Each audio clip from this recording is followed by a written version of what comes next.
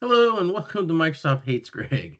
My name is Greg Deckler, and today we're going to be I'm going to be reviewing and providing my thoughts on Mastering PowerShell Scripting, fifth edition by Chris Dent. This just came out. I just got my hands on it. And maybe you're saying, well, Greg, this is a channel about Power BI and what about PowerShell script? Well, technically this is a channel about whatever the heck I feel like talking about. But PowerShell does apply to Power BI because like Power BI Cookbook and Mastering Power BI, those both have PowerShell scripts in them that show how to access like the Power BI REST API. PowerShell is by far the easiest way to do that. So I use PowerShell. I've been using PowerShell for decades. And I still use PowerShell. It's very handy for Power BI, and I'll show some examples later on of how to use it with Power BI. But I also have a physical copy of this book, right? And this thing is chunky. It's basically has as many pages as Optimizing DAX. It's like 800 pages. But the crazy part is, and I'll show this as we go through the table of contents, there's actually 3 chapters that are online. So that brings us the total number of pages in this book to like probably well over 900 pages when it's all said and done, because each chapter, I did some math, and each chapter is about 40 pages on average. So, that's a ton. And I don't know if everybody knows this or not, but like when you buy a physical copy of one of PAC's books, it comes with the rights to download a PDF of it. It's actually, if you go to the first chapter, chapter 1, it should be on this page over here when you open it to chapter 1. So, and that's pretty much my understanding with every PAC books, which I think is a phenomenal benefit. And because then you get the actual real physical book, but you still get the benefits of basic electronic books. All right, so and that should be like this page. One Discord. Well, oh yeah. Oh, it's later on. Anyway, we'll just go here. So table of contents, right? Obviously, you got to have your introductory chapter on PowerShell and that sort of thing. Here, this chapter right here on modules is very handy. There's about 3 or 4 chapters that I've been able to dig into.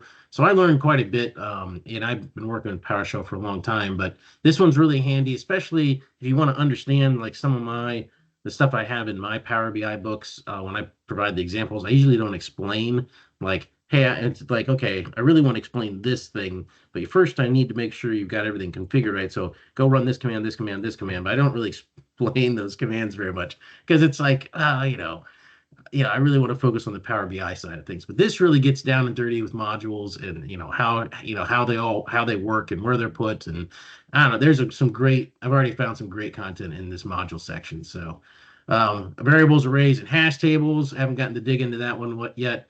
Working with objects in PowerShell, whole chapter on that, whole chapter on operators, right? Conditional statements and loops.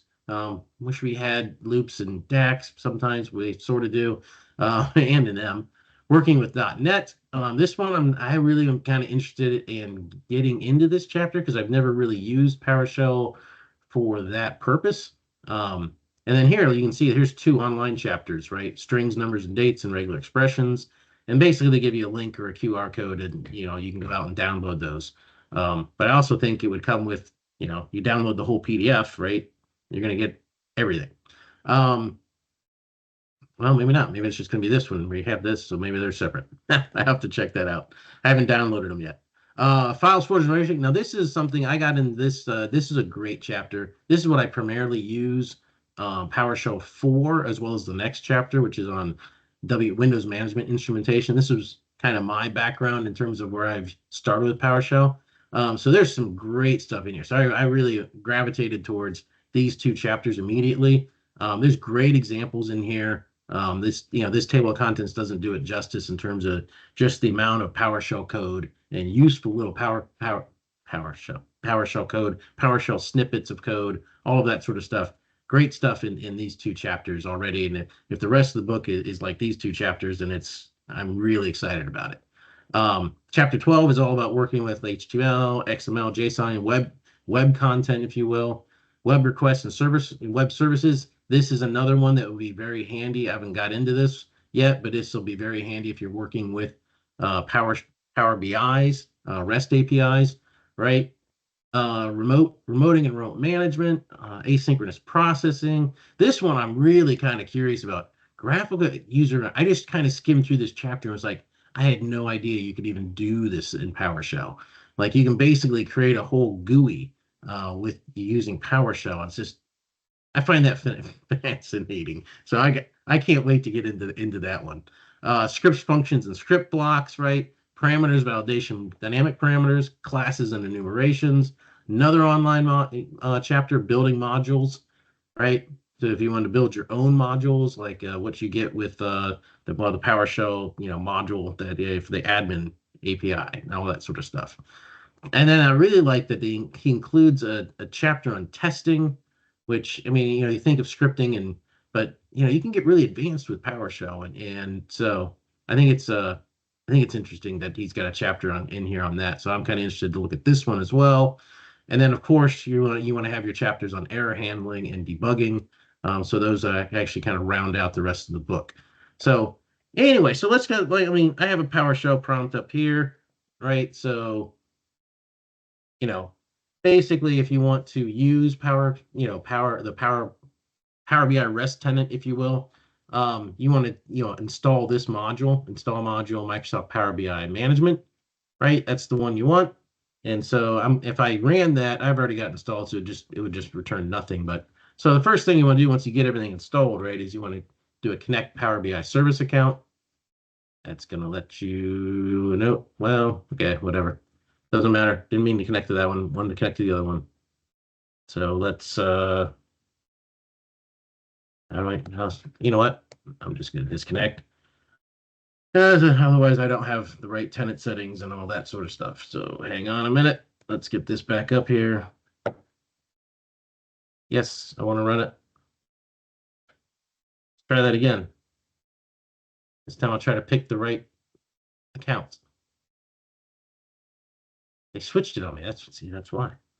All right. So once you got that, then you can do stuff like this, right? Invoke Power BI REST method and give it a URL to this API Power BI v1 admin tenant settings, right? Method get, and then I'm piping it out or redirecting the output to tenant settings.json.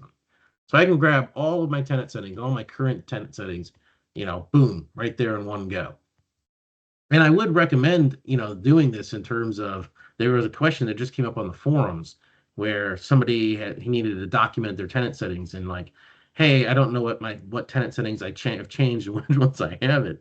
So I highly recommend, like, if you sign up for a trial of Power BI, or my Fabric trial, and create some personal account, right?